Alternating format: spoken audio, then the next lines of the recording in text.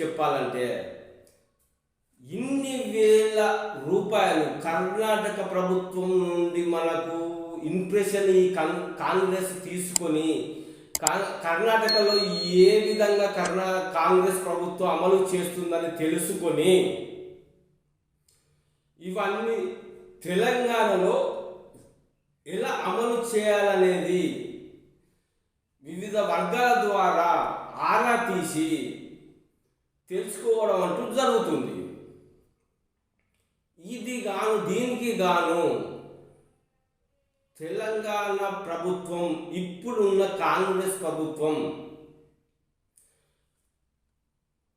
Budget ప్రకారంగా ఏ మాత్రం మన దగ్గర బడ్జెట్ లేదనే విషయం అందరికీ చెప్తున్నా.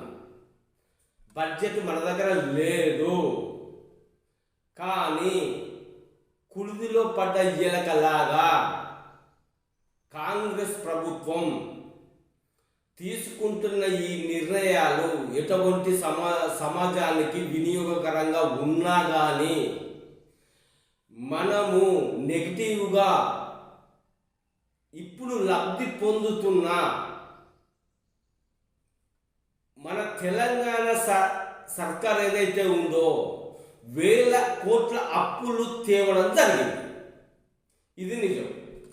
వేల కోట్ల అప్పులు ఈ 6 గ్యారంటీలను అమలుపరచడానికి ఏదైతే ఉందో వీటిని అమలుపరచడానికి వేల కోట్ల అప్పులు ఇప్పటికే తేవడం జరిగింది. గత ప్రభుత్వం గురించి మాట్లాడగలిగితే మీరు వీడియో చూడకండి, ఇప్పుడు జరిగే దాని గురించి మాత్రం వినండి. రేపటి భవిష్యత్తు కాలం ఎలా ఉంటుందో మనకు అర్థం కాదు. ఆ భవిష్యత్తును మనం ఏ విధంగా మనం చేసుకుంటామో అర్థం కాదు. ఇప్పుడు మనకు ఆశ చూపిండు, ఒక ఆశ పెట్టి ఆ ఆశను మనము హృదయంలో నింపుకొని, చాలా జాగ్రత్తగా ఉండండి, హృదయంలో ఆ ఆశను మనం నింపుకొని దానికి అనుగుణంగా కాంగ్రెస్ గవర్నమెంట్కు ఓటేయడం జరిగింది. ఇది అందరికీ తెలిసిన విషయం. నీళ్లు, నిధులు, నియామకాలు కొన్ని అమలైతే కొన్ని అమలు కావు. కానీ ఈరోజు ఇప్పుడు ప్రత్యక్షంగా రైతులు నీరు అందక వివిధ వీడియోల రూపంలో మనకు వినడం జరుగుతుంది, కంటితో చూడడం జరుగుతుంది. వీటిని విస్మరించి రైతు బాగుంటేనే మనకు బుక్కడ అన్నం దొరుకుతుందని ఏ విధమైన కొడుకు కూడా మాట్లాడట్లేదు.